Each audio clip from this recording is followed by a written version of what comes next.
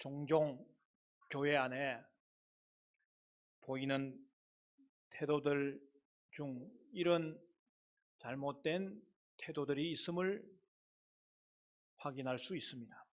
하나님이 다 해주신다고 손 놓고 앉아 있는 태도나 대충 은혜로 하자 그렇게 말하는 것입니다. 여러분, 이것은 믿음도 아니고 은혜의 의미도 바로 알지 못하는 말입니다. 무지하고 무책임한 태도인 것입니다. 오늘 본문에 우리가 계속적으로 살펴보는 성전 건축에 있어서 여러분, 그것은 대충 충동적으로 허술하게 세워진 것이 아님을 보여줍니다.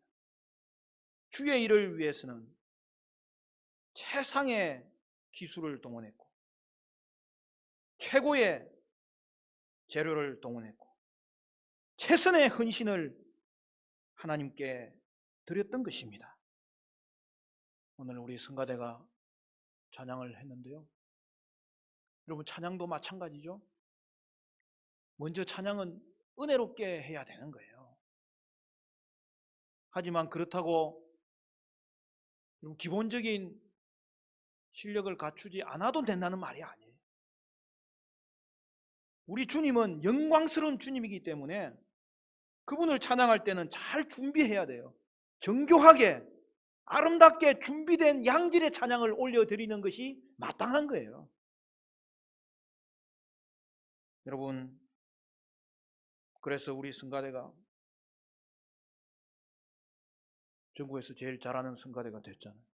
기쁨으로 은혜롭게 찬양하면서도 잘 준비하여 아름다운 찬양을 드릴 때마다 하나님께 영광이 되고 우리에게는 그 은혜가 촉촉하게 밀려오는 거죠. 여러분, 성전 건축에서도 받은 은혜뿐 아니라 헌신의 대상이 누구인지를 알아간다면 결코 우리의 헌신은 가볍게 할 수 있는 게 아니라는 거예요. 오늘 본문은 성전 건축에 쓰임받은 또 다른 사람들을 소개합니다. 다윗과 솔로몬과 백성들의 헌신에 대해서 가르쳐주고 있습니다. 성전 건축에는 다윗의 준비와 솔로몬의 순종과 백성의 협력이 함께 있었던 거예요. 특별히 다윗과 솔로몬은 성전 건축을 위해서 대를 이어서 헌신했다는 사실을 보여주고 있는 거예요.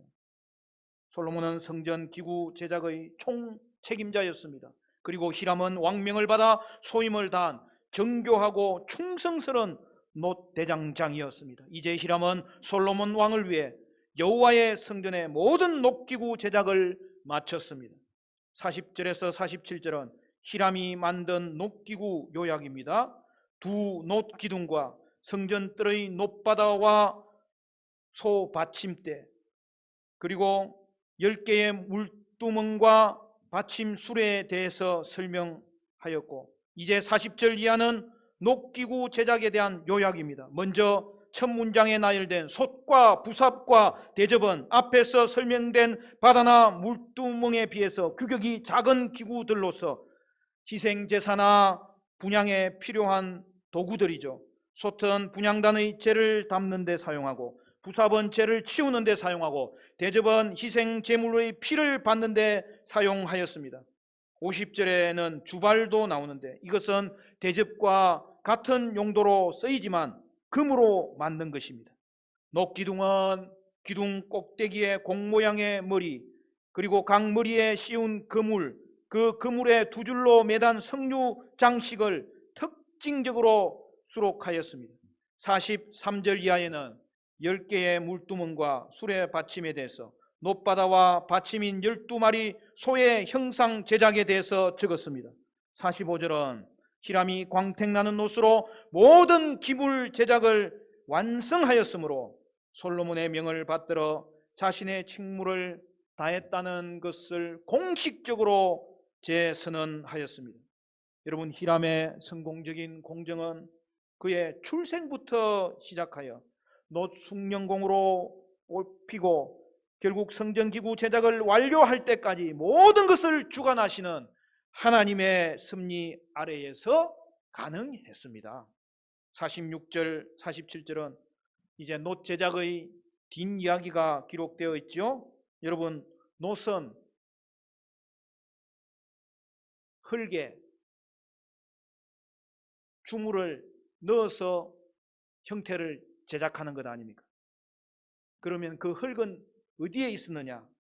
오늘 본문에 보니 예루살렘에서 상당히 먼 거리인 요단 건너편 골짜기에 숫꽃과 아르단 사이에 진흙터에서 이 주물 제작을 하였다는 그 보고를 하고 있는 거죠.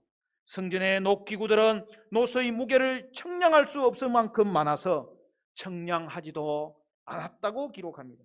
지난번 7년 반 동안 주께서 보여주신 양식대로 성전 바깥에서 사용하는 기구들을 정성스럽게 만들었습니다. 히람은 전문성과 헌신, 이 두 가지를 다 가진 자이었으므로 이제는 그의 헌신으로 제사하는 자들이 하나님의 자비를 덧입고 하나님께 나아갈 수 있도록 성전이 완성된 것입니다. 사랑하는 성도 여러분, 하나님 나라를 위해서 여러분은 여러분의 소유와 시간과 재능을 잘 사용하고 있습니까? 우리는 이 일을 위해서 기도해야 됩니다. 여러분, 무엇을 위해 일하고 계십니까? 여러분의 여생을 어떻게 보내고 있습니까? 물론 하나님은 우리에게 풍요로운 삶을 허락하시고 모든 일에 자유를 주시고 이제는 더 이상 얽매이지 않고 여러분 자신이 계획을 세울 수 있는 그런 자유의 사람, 의의 사람, 구원의 사람이 된 것은 사실입니다. 그러나 여러분, 우리가 하는 모든 일들은 하나님 앞에서 남을 수 있어야 되겠는데, 죄송합니다만 하나님 나라를 위해서 한 일만 결국 남게 되는 거예요. 그러므로 가장 복된 자는요, 선교사님들이에요. 그리고 복된 자들은 주의 일에 헌신하는 자들이에요.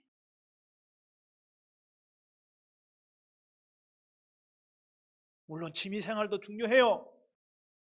노년에 연금을 잘 부어놓았으면 그것 통해서 말년에 여유를 가지는 것도 중요해요. 그런데 말입니다, 우리가 취미생활로 모은 것이 과연 하나님 앞에 드려질까요?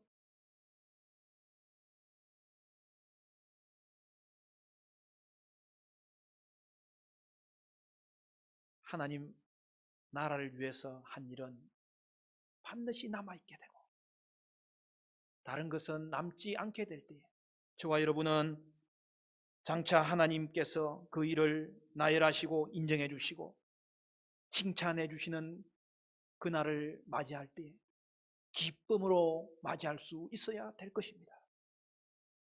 50절, 48절에서 50절은 솔로몬이 만든 금기구 요약입니다.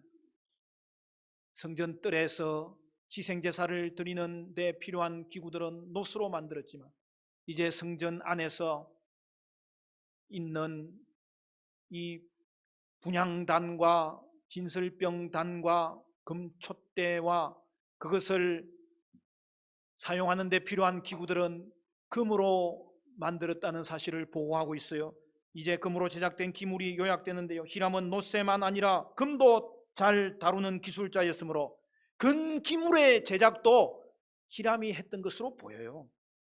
먼저 금단이 소개되는데 분향단을 말하는 거죠. 조각목으로 만들고 금으로 입혔습니다. 매일 아침 저녁으로 분향단에 향기로운 향을 피웠으며 이는 기도와 중보의 상징입니다. 둘째, 진설병을 놓는 떡상도 두레대로 만들어 금으로 둘렀습니다.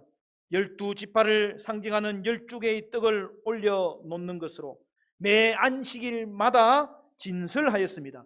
12개씩 10개를 만들어서 성소 안 좌우에 5개씩 여러분 진설단 위에 배치하였던 것입니다.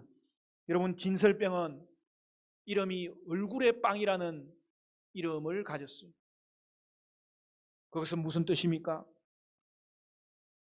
우리가 하나님 앞에 진설병을 드릴 때에 하나님이 그곳에 임재하신다는 사실을 보여주므로 하나님은 이스라엘 백성을 돌보고 계시고 그들의 필요를 공급하시는 분이시라는 사실을 일깨워주는 거예요. 셋째, 등잔 때 10개 및 관련 꽃장식과 등잔, 그 수철 짚는 집게도 모두 증금으로 만들었습니다. 성소를 가득 채운 불빛 또한 하나님의 임재와 돌보심을 보여주는 거죠. 넷째, 제물과 향을 다루는 기구인 대접과 불집게와 주발과 숟가락과 불을 옮기는 그릇을 증금으로 만들었습니다. 불집게는 탄 심지를 자르는 도구이고 주발은 제물의 피를 받는 용도이며 역대기에 쓰는 개수가 100개였다고 보고합니다. 마지막 다섯 번째, 지성소 문과 성소 문에는 그 돌적이가 있을 거 아니에요. 경칩. 여러분 그것도 금으로 만들었다고 보고하고 있습니다. 성전 외부에서 사용되는 기물들은 노스로 만들고 내부에서 사용되는 기구들은 금으로 만들도록 명령하셨습니다. 언약궤가 있고 하나님이 임재하시는 성전 내부가 외부보다 더 거룩하고 영광스러운 영역임을 보여주고 있는 거예요. 여러분 금은 하나님의 영광과 권세를 상징하는 거예요. 하지만 이제는 우리가 예수 안에서 우리가 성전이 되었으므로 특정 장소나 재료가 성속을 구분하지 않아요. 그리스도 안에 있고 말씀의 통치가 구현되면 언제든지 무엇이든지 누구든지 하나님께 속한 거룩한 때이고 거룩한 곳이고 거룩한 사람이 되는 거예요. 그러므로 사랑하는 성도 여러분, 이제는 이 땅의 모든 영역에서 그리스도가 주가 되시도록 우리는 힘써야 되는 것입니다. 그리하여 모든 영역에서 말씀의 통치가 드러나도록 힘써야 되는 것입니다. 51절 이하에는 여호와의 성전 완공에 대해서 선언하고 있습니다. 솔로몬 제4년에 시작된 성전 공사가 7년 후 제11년에 완성되었습니다. 51절 말씀 우리 같이 읽을까요? 51절 다 같이 시작. 솔로몬 왕이 여호와의 성전을 위하여 만드는 모든 일을 마친지라. 이에 솔로몬이 그의 아버지 다윗이 드린 물건 곧 은과 금과 기구들을 가져다가 여호와의 성전 곳간에 두었더라. 여러분 이 말씀은 참으로 중요한 언급을 담고 있는데, 여러분 완공 후에 솔로몬이 다윗이 하나님께 구별하여 거룩하게 드린 금과 은과 보석과 기구들을 성전 창고에 보관했다라고 기록하기 때문에, 여러분 이는 다윗과 솔로몬의 성전 건축이 하나님께 얼마나 헌신하며 충성스러운 일이었던지를 증명하고 있죠. 성전을 백향목과 금으로 화려하게 제작했음에도 불구하고 다윗의 헌물이 남은 거예요. 그것은 그가 하나님께 얼마나 아낌없이 후하게 기쁨으로 바쳤는지를 다시 한 번 더 보여주고 있는 거예요. 이것이 바로 헌금의 자세예요. 헌금에 대한 바른 자세는 한마디로 말하면 후하게 기쁨으로 드리는 거예요. 사도 바울은 고린도후서 9장, 우리 성경 중에서 헌금장이라고 부르는 장에 이렇게 기록합니다. 고린도후서 9장 7절을 보면 각각 그 마음에 정한 대로 할 것이요 인색함으로나 억지로 하지 말지니 하나님은 즐겨내는 자를 사랑하시느니라. 그럼 헌금은 인색함으로 하면 안 돼요. 억지로 드리면 안 돼요. 즐겨내는 자, 기쁨으로 드리는 자, 감사함으로 드리는 자를 하나님이 사랑하시는 거예요. 그리고 고린도후서 9장 그 13절에 가면은 이 직무로 증거를 삼아 너희가 그리스도의 복음을 진실이 믿고 복종하는 것과 그들과 모든 사람을 섬기는 너희의 후한 연보로 말미암아 하나님께 영광을 돌리고. 여러분, 헌금의 자세가 뭐라는 거예요? 후하게 드리고 풍성하게 드리고 아낌없이 드리고 힘써서 드린다는 것입니다. 여러분, 무엇이 후하게 드리는 거예요? 저도 헌금 생활을 하면서 이 말씀이 늘 내 자신을 비추게 되는데, 하나님께 후하게 드리는 게 뭘까 생각할 때마다 딱 기준이 하나 생겨요. 헌금을 드릴 때 조금 힘들면 그게 후한 거더라고요. 그게 풍성한 거예요. 그게 아낌없이 드리는 거예요. 그래서 헌금은 늘 처음 먹은 마음대로 드려야 돼요. 왜냐하면 또 집에 가면은 너무 힘든데 그 생각이 막 드는 거예요. 그게 바르게 드리는 거예요. 사랑하는 성도 여러분, 그러므로 오늘 다윗의 모습에서 우리가 다시 한 번 더 확인하는 것은, 바른 헌금의 자세와 태도는 후하게 기쁨으로 드리는 거다.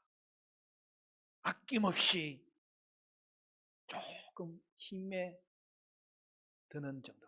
많이 힘들면 안 돼요. 풍성하게 드리는 거다. 그렇게 후하게 즐겁게 드리는 거다. 감사의 마음으로 드리는 거다. 이 사실을 오늘 성전 건축의 마지막 부분에 다윗이 하나님께 헌신한 내용을 밝히면서 우리에게 가르쳐주고 있는 거예요. 여러분, 성전의 시작과 끝이 다윗입니다. 다윗은 성전 건축의 주인공이 되지 못했어요.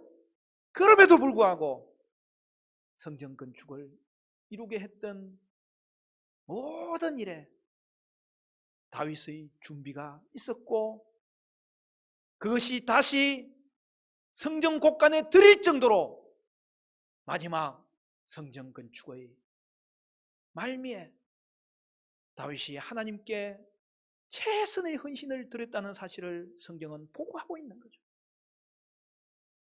그러므로 사랑하는 성도 여러분, 오늘의 우리의 삶의 모습에서 헌금의 자세가 후하고 기쁨으로 드리는 것이 된다면 얼마나 좋겠습니까? 주신 은혜에 감사하며 또한 주실 은혜를 기대하며 드리는 거예요.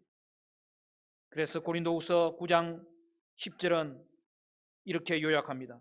심는 자에게 씨와 먹을 양식을 주시는 이가 너희 심을 것을 주사 풍성하게 하시고 너희 의의 열매를 더하게 하시리니. 여러분, 헌금은 심는 거예요. 그러면 하나님은 심는 것에 대하여 풍성하게 열매를 돌려주시는 거예요. 다윗 왕은 자신의 재산까지 틀어서 수천 톤의 금과 은과 녹과 철과 제목과 돌과 각종 보석을 바쳤던 것입니다. 목숨 걸고 얻은 전쟁터의 전리품도 하나님께 바쳤던 것입니다. 솔로몬의 헌신은 어떻습니까? 성전을 완공한 그 자체만으로도 솔로몬은 소임을 다했다는 것이 입증됩니다. 솔로몬은 하나님께 즐겁게 충실하게 순종함으로 성전 건축을 완공해 내었습니다. 그가 남은 헌물을 보관하는 것은 다윗의 헌물을 취지에 맞게 사용했다는 것이고, 남은 헌물을 또한 사사로이 쓰거나 다른 용도로 사용하지 않기 위한 정직한 태도를 보여주었습니다. 다윗과 솔로몬은 하나님에 대한 경외와 말씀에 대한 순종을 통해 성전 건축의 가업을 완수했던 것입니다. 다윗과 솔로몬 히람과 같은 대표자들이 있었고, 또한 백성들의 노력과 헌신을 통해서 성전이 마침내 완공되었던 것입니다. 그러나 건축의 시작과 완공까지 그 배후에는 최고의 기술을 사용하고 최상의 재료를 사용하고 그것을 통하여 최선의 헌신을 했던 거기에 하나님은 그들에게 은혜를 주셨다는 사실을 기억할 수 있습니다.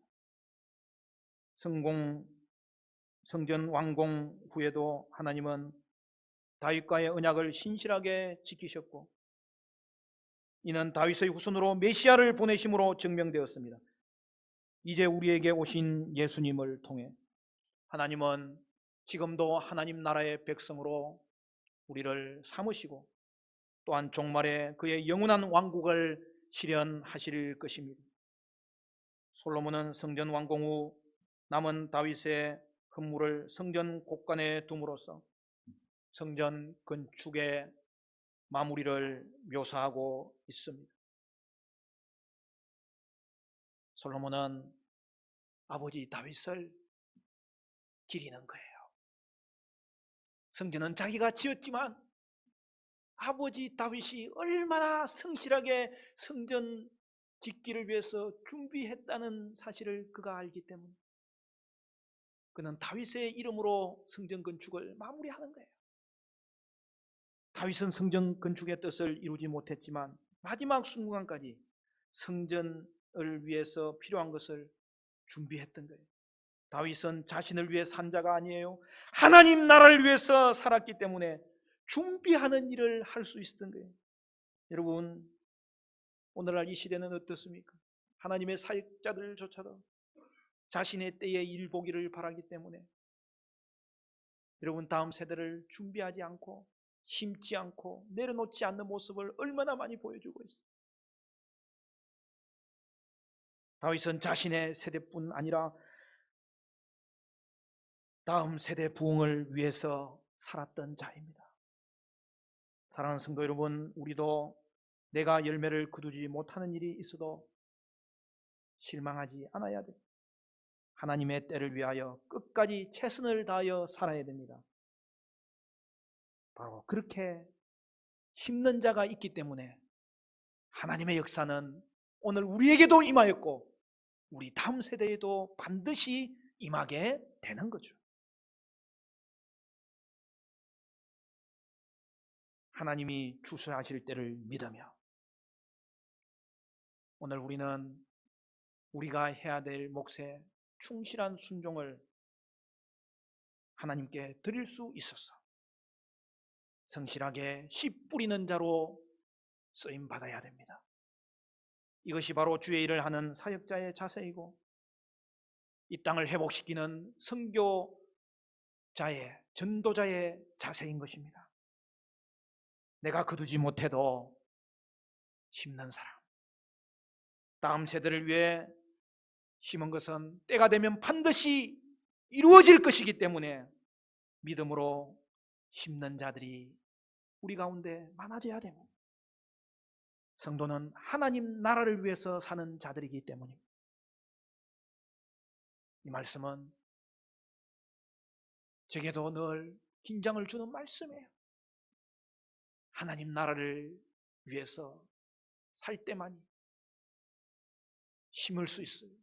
준비할 수 있어요. 자신의 탐욕을 챙기지 않고 다음 세대를 위해서 우리는 준비할 수 있어요. 왜 사람들이 나이가 들수록 내려놓지 못하고 탐욕을 부리는 것입니까? 자기 때에 다 이루려고 하기 때문에, 하나님 나라를 생각하지 않기 때문에. 하나님 나라를 위해서 사역하는 자는 다음 세대를 준비하는 자입니다. 내려놓는 자입니다. 다음 세대를 위해서 심는 자입니다. 사랑하는 성도 여러분, 우리가 우리 교회를 건축하는 일에 있어서도 하나님 나라와 다음 세대 부흥을 위한 것이 되었습니다. 다음 세대가 믿음 뿌리 내리고 의의 열매 맺음으로 이 땅에 푸른 의의 나무가 가득한 세상이 되도록 하는 일에 쓰임 받는 것이 되어야 되겠습니다. 영광스러운 하나님께 최선의 재능을 드리고 최고의 도구를 드리고 최상의 헌신을 드리는 것이 되어야 되겠습니다. 이것이 바로 교회 건축에 대한 우리의 자세이고 비전인 것입니다. 사랑하는 성도 여러분, 다윗처럼 솔로몬처럼 하나님 나라를 위해 살 수 있었어. 당대에도 복을 받고 또한 다음 세대가 복을 받을 것을 믿으며 성전 건축을 위해 준비하는 자로 씨 뿌린 자로 쓰임받는 저와 여러분 되시기를 주님의 이름으로 간절히 축원합니다.